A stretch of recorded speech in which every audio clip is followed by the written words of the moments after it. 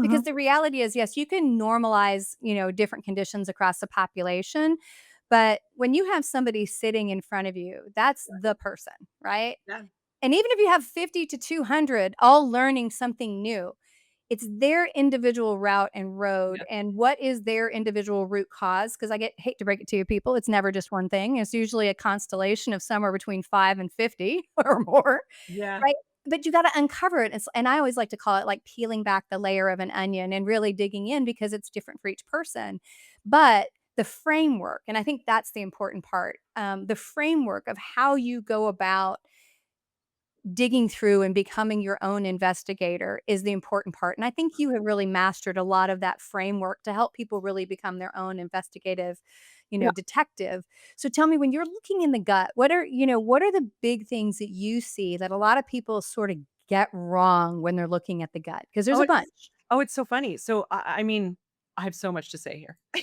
So, everybody really loves to fixate on the commensal and the opportunistic and the pathogenic bacteria and parasites, right? So, "Oh my gosh, I have streptococcus, I have staphylococcus, I have Klebsiella, I have, a E. coli, I've got this or that XYZ parasite, right? I've got a entamoeba, I've got" and you know what? That's not my favorite part of the test. The bacteria, the organisms that live there, they live there for a reason, and the reason is your terrain is screwed up and your immune system is screwed up. So I like to flip to the part of the test that shows me what's happening in your immune system, what's happening with your digestive markers, what's happening with inflammation, because those 3 key things are gonna tell me what got you here in the first place to create an environment where all those bacteria can thrive, where those parasites can thrive. And until you solve those things, you can't just take an herb to kill a bunch of bacteria and parasites and expect anything to change. The terrain didn't change. And so those things are just going to come right back. You have an inviting environment for microbes, infections to grow. You have to change the environment. And so my favorite parts of the tests are not really what's growing there, it's why are these things growing here? Oh, I'm so glad you said that, 'cause I have people, 'cause my researcher was looking at the microbiome, and people would fixate on, "I think I have H. pylori." I'm like, "Well, why is it there?" It's like, w yeah, you can buy the best organic seed on the planet, and if you put it in a garden that has been napalmed, it is not going to do well, right? It doesn't matter how fancy the seed is, and I think that's the challenge, and again, even, like, people, "Oh, I need to take this what probiotic, what this, what that." I'm like, "It doesn't matter. If it's an environment that it cannot grow in and cannot support other ones of the same nature to grow in, it's still Yeah. not gonna help." Yeah, it's like you really have to go and look at the environment and solve it. The biggest one that everybody seems to be really excited about right now is Akkermansia muciniphila, right? This is like Mhm.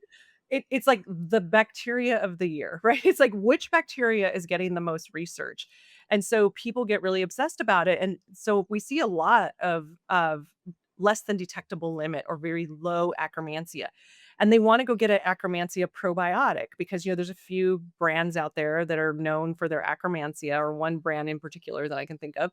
Yeah. And of course, they go and spend all this money on a probiotic and they take this Akkermansia hoping that they can get this one singular bacteria to work better, and it doesn't work. We retest and it's not there. And it's not there because you didn't give it what it needs to thrive. You didn't change the environment. So really taking a Akkermansia without the polyphenols that it needs to thrive, or without, solving the digestive issue or solving for inflammation, you're just throwing seed into dead soil, right? It's not going to take.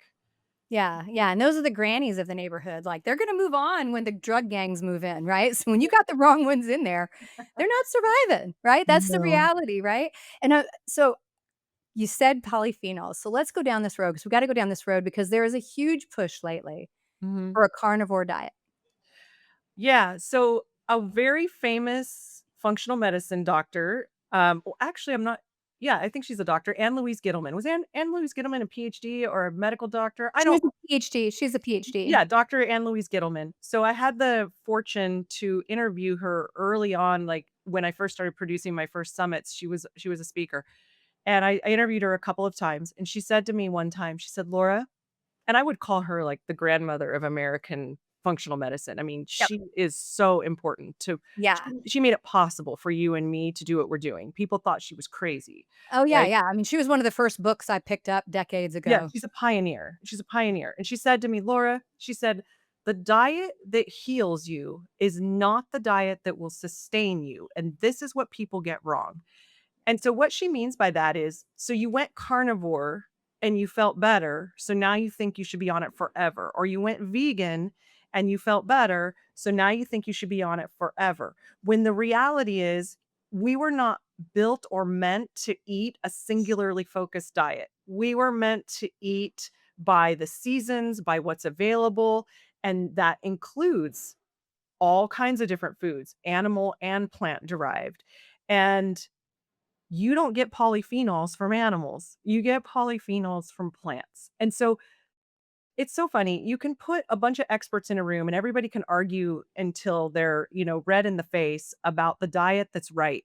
And I just say, what's right for you? What works for you? What do you feel better on based on where you're at right now in your health, what needs to be focused on, and your genetics, which is a big piece. And I, learned this later on in my functional medicine journey that not all of us are really built to digest and, and assimilate the nutrients out of every single food on the planet. So I'll just use like there's members of my family, we all did our DNA, and there's members of my family who would literally die, well, die is a little bit extreme, but would become very ill if they were a vegan because they can't actually extract the nutrients from plants as effectively as they can from animal products. It's not that they can't at all, but if they were relying on that for protein, they would become ill.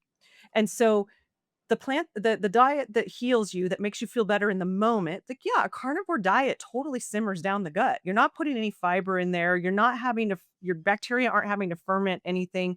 It totally rests the gut. It allows, a lot of shifts to occur in that terrain. But carnivore forever, I think is could be a problem for people because what are you gonna do for polyphenols and vitamins and nutrients that only come from plants that aren't part of animal food source? Yeah.